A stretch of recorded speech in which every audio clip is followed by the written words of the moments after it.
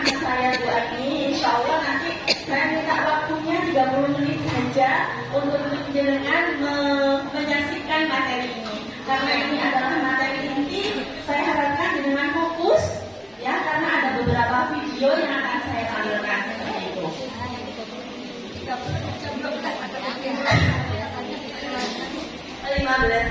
Baik,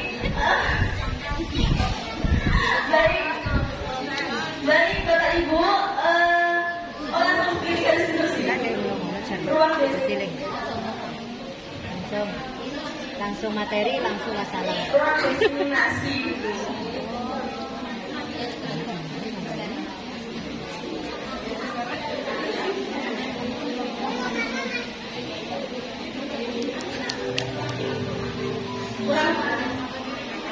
Kurang apa Bu? Belum waktunya juga. Ini ada suhunya jadi ya. Pujiran mohon izin ya. Baik Bapak Ibu, kita akan di ruang destinasi budaya positif. Next.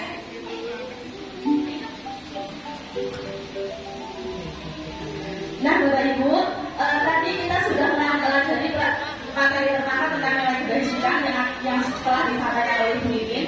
Yang kedua didukung oleh penghargaan oleh Bu Ica, dan yang ketiga tentang keyakinan kelas yang disampaikan oleh Bu Lady, dan yang ini adalah 5 posisi kontrol. Dalam 5 posisi kontrol ini kita harus mengetahui selama ini kita ketika mengajar telah menduduki posisi yang mana. Dalam 5 posisi kontrol ini, yang pertama adalah menghukum, yang kedua adalah pembuat merasa bersalah, yang ketiga adalah teman, yang keempat adalah pemantau, dan yang kelima adalah manajer. Nah, dari kelima ini, insya Allah jenengan semuanya jika mengetahui videonya, maka jenengan akan belajar bersama-sama apa ciri dan dampaknya. Next.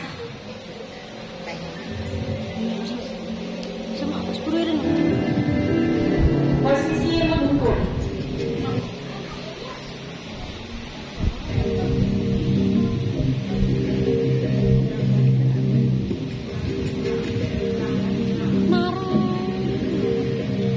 Naren, sini kamu. Jangan bosan ya yang bilang rumah sudah 2 kali. Terlambat. Kamu deh, pasti terlambat. Maaf Bu, saya Apa? Apa coba? Alasan kamu apa lagi? Kapan sih kamu tidak terlambat? Malas sekali ya kamu jadi anak. saya Dasar pemalas. Gak kapok-kapok sih kamu. Sudah berapa kali terlambat? Sana, kamu keliling lapangan basket 2 kali. kenapa saya harus keliling lapangan basket Bu? Kenapa? Kamu melawan ibu? Berani-beraninya jawab. Sudah terlambat, masih berani jawab pula. Sekarang, keliling lapangan basket 5 kali sekalian. Biar Sudah Bu. cepat. Pergi sana ke lapangan basket. Ini posisi menghukum ya. Posisi menghukum ciri-cirinya nadanya membentak-bentak, memarahi, memaki-maki, sifatnya itu mendadak seperti itu, dan pemberian hukumannya sifatnya secara fisik dan psikis. Jadi ketika dia dikasih hukuman, misalkan tadi disuruh berkeliling lapangan seperti itu, sambil dibentak-bentak otomatis menghambat psikisnya, seperti itu. Dia akan sakit hati dan berdendam. Yang berbahaya adalah pendendamnya, karena ketika dia sudah memendam, hal-hal buruk dapat terjadi bagi mereka yang sering mendapat perlakuan menghukum seperti itu. Next, yang selanjutnya, posisi pembuat merasa bersalah.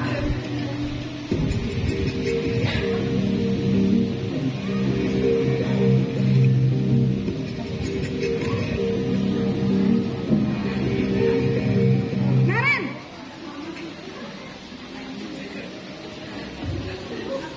Selamat pagi Bu. Naren, kamu kenapa terlambat lagi, nak? Ya Tuhan, Naren, kamu senang ya bikin ibu susah ya? Kalau kamu terlambat lagi, nanti ibu yang ditegur bapak kepala sekolah, nak. Disangka ibu tidak bisa membina kamu. Duh, gimana ini? Maaf Bu. Duh Gusti Naren. Kamu suka ya kalau ibu tegur bapak kepala sekolah? Terus, sekarang ibu harus tulis apa ini di buku absen? Ini kamu sudah sering terlambat loh. Ibu harus apa coba? Maaf Bu. Maaf sekali. Oke, itu tadi membuat merasa bersalah. Nadanya lembut tapi menjatuhkan. Membuat anak yang dikasih tahu itu merasa, oh ya saya tidak berharga. Oh ya, ternyata saya membuat celaka orang lain dengan saya membuat kesalahan. Ini membentuk identitas gagal kepada anak. Ketika dia membentuk identitas gagal kepada anak, dia juga akan merasa tidak berharga atau memendam seperti itu, memendam. Nah, ini tidak jauh kalah berbahayanya daripada yang posisi hukum tadi. Kalau yang hukum tadi mendendam, kalau dia tidak mendendam tapi menyimpan yang lama-lama, ketika sudah meletus akan lebih berbahaya. Seperti itu. Posisi kontrol selanjutnya yaitu sebagai teman.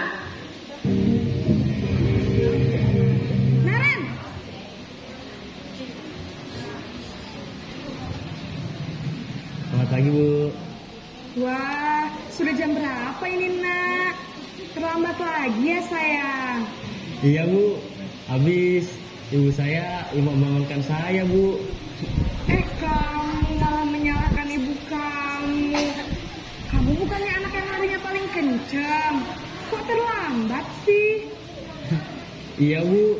Saya memang terlambat bangun tadi. Jadi biarpun saya lari kencang, tetap gak kekejar Bu. Ya sudah sana, nanti lain kali larinya lebih kenceng lagi ya, biar gak terlambat lagi. Bikin seneng ibu, demi ibu, bisa kan? Bisa. Dan ini sebagai teman, kalau sebagai teman dia lebih friendly, bahasanya bersahabat, lebih dekat dengan anak, akrab seperti itu. Ciri-cirinya itu, kalau dampaknya seperti apa? Dampaknya ketika anak-anak selalu ditolong atau ditolong atau diperlakukan sebagai teman, dia akan menyepelekan. Suatu saat nanti ketika dia terjadi sesuatu yang besar, dia akan mudah down seperti itu. Itu menciptakan identitas gagal kepada anak tersebut. Next, pemantau. Yang ini sampai terakhir ya, Bu.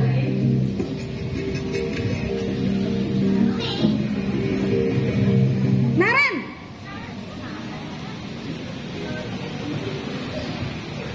Selamat pagi Bu.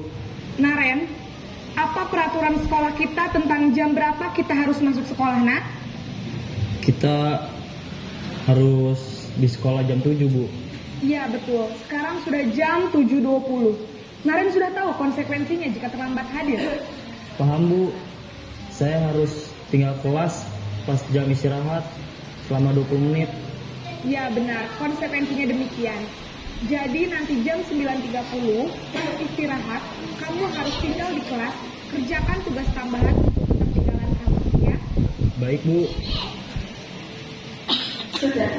Nah, itu posisi pemantau. Kalau posisi pemantau nadanya akrab, tulus, formal, ya kan? Di sana ada pertanyaan tentang konsekuensi. Nah, pertanyaan konsekuensi ini masih berhubungan dengan keyakinan kelas tadi yang telah dibentuk.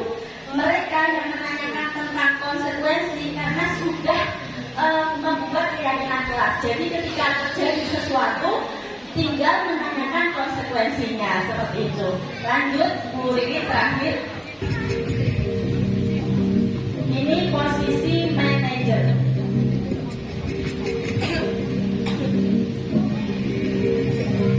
Naren,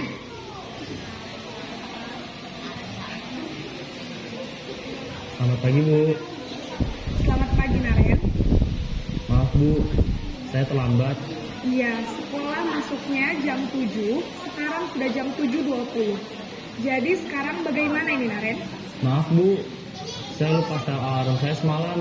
Baiklah, menurut kamu, keyakinan sekolah yang mana yang perlu kamu tingkatkan? Menghargai diri sendiri dan orang lain mungkin ya Bu. setuju. Jadi, apakah Naren meyakini prinsip saling menghormati tersebut?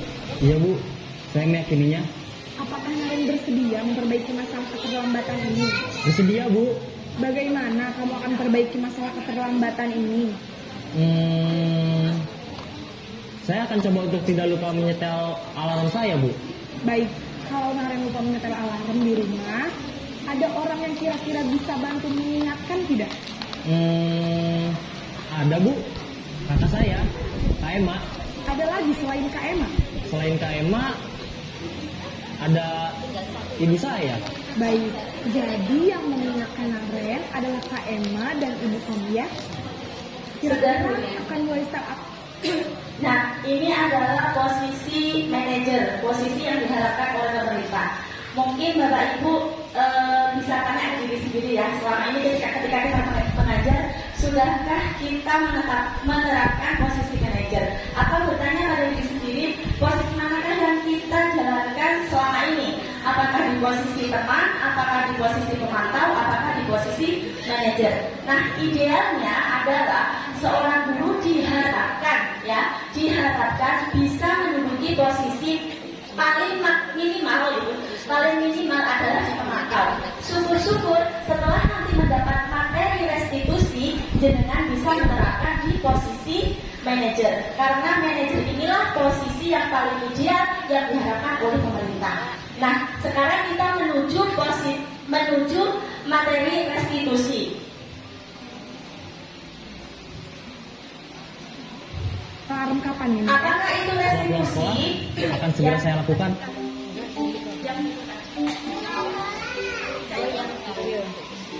Apakah itu restitusi? Restitusi adalah dialog atau pertanyaan-pertanyaan yang diberikan oleh seorang guru tentang pertanyaan-pertanyaan bermakna terhadap seorang murid yang terjadi penyimpangan.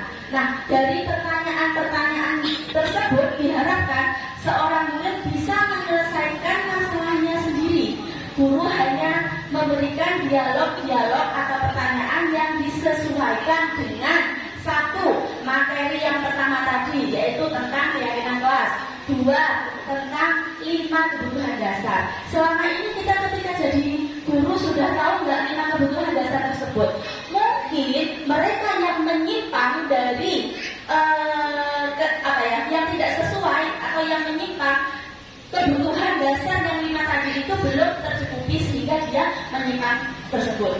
Jadi kita sebagai pendidik harus benar-benar hafal 5 kebutuhan dasar setiap anak didik kita. Nah, ini Bapak Ibu, dalam segitiga restitusi kita menerapkan 3 penerapan. Yang pertama yaitu menstabilkan identitas, yang kedua itu validasi tindakan yang salah, dan yang ketiga adalah menanyakan keyakinan. 3 materi segitiga ini sudah kita dapatkan dari pemateri pertama, kedua, dan ketiga. Tadi sudah dijelaskan. Nah, untuk memahaminya, 1 video lagi terakhir.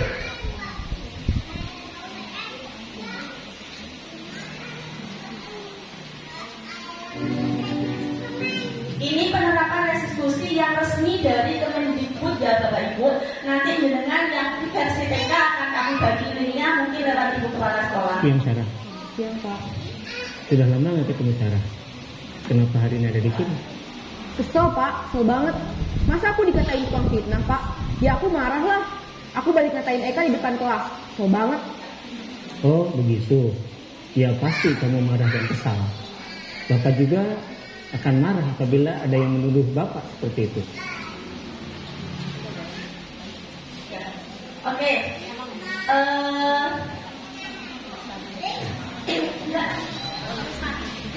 Sudah selesai ya, tinggal terakhir. Kemudian pada saat itu kamu mau melakukan apa? Ya saya langsung ngatain Eka lah Pak. Kesel banget. Saya bentak-bentak dia depan teman-teman lain. Oh begitu. Pasti kamu melakukan seperti itu karena suatu alasan tertentu bukan? Iyalah, masa saya diam saja Pak? Ya saya bela diri lah. Masa saya dituduh tukang fitnah? Ya wajar lah. Mempertahankan harga diri itu sesuatu yang penting buat kamu. Untung kamu tidak bertindak lebih gegabah lagi. Hanya membentak-bentak. Iya Pak. Untung saya masih bersabar dan hanya membentak saja. Sudah gemes padahal. saya pasti bela diri lah. Ya pasti ya. Tapi kamu memilih untuk tetap bertahan dan bersabar. Kamu memilih untuk tidak berbuat lebih parah lagi, bukan? Iya. Nah, sekarang coba kita lihat lagi tindakan kamu yang bentak-bentak Eka di kelas. Tindakan kamu itu kira-kira sesuai dengan keyakinan kelas atau prinsip kamu tidak? Enggak lah Pak. Capek Pak jadi pemarah. Jadi keyakinan atau prinsip mana yang kurang sesuai dengan keinginan kamu? Ya, saya sebenarnya sangat menghargai orang lain. Menghargai orang lain. Poinnya menghargai orang lain ya. Oke, Bapak Ibu, tadi segitiga restitusi menerapkan 3 pilar. Yang pertama, menstabilkan identitas. Validasi tindakan yang salah. Validasi tindakan salah itu ketika kita menanyakan, mengenalkan ya, dia yang sudah berbuat salah kita akalkan kembali, biar dia tidak merasa bersalah. Kita rubah dari identitas gagalnya menjadi identitas positif. Saya juga pernah dulu berbuat seperti itu. Bu Aini juga masih kecil pernah berbuat seperti itu, dienolkan kembali biar dia tidak merasa bersalah seperti itu. Untuk kalimat-kalimat bahasa anaknya nanti mungkin bisa mengunjungi YouTube Guru Bergerak, karena di sana banyak contoh-contoh kasus yang telah kami kerjakan seperti itu. Yang kedua yaitu memvalidasi tindakan yang salah. Memvalidasi tindakan yang salah itu menanyakan, ya, menanyakan.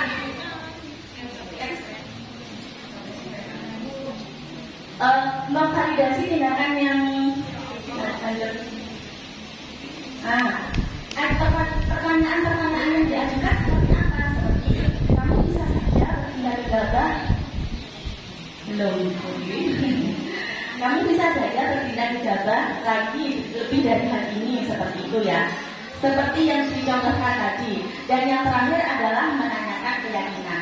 Menanyakan keyakinan ini berhubungan dengan hal-hal yang telah kita sepakati tadi. Kalau di sekolah kami mungkin keyakinan kelas yang kita bentuk ketika kita sebelum memulai kegiatan sentra. Apa aja yang harus dipatuhi sebelum kegiatan sentra? Harus tertib, tidak boleh ramai, misalkan seperti itu. Nah, itulah nanti yang menjadi panutan ketika nanti terjadi penyimpangan seperti itu. Nah, kami berharap materi-materi yang telah kita sampaikan ini bisa diterapkan ke sekolah utamanya di gugus 8, karena adanya guru penggerak itu salah satu fungsi dan tugasnya adalah mengembangkan komunitas tradisi seperti waktunya doa siang dan konklusi. Nah, Bapak Ibu, itu tadi materi restitusi ya, balapan restitusi disampaikan hanya dalam 15 menit. Wow. Nih, terima kasih dari saya, mohon maaf atas segala kekurangan. Bila kita Wassalamualaikum warahmatullahi wabarakatuh.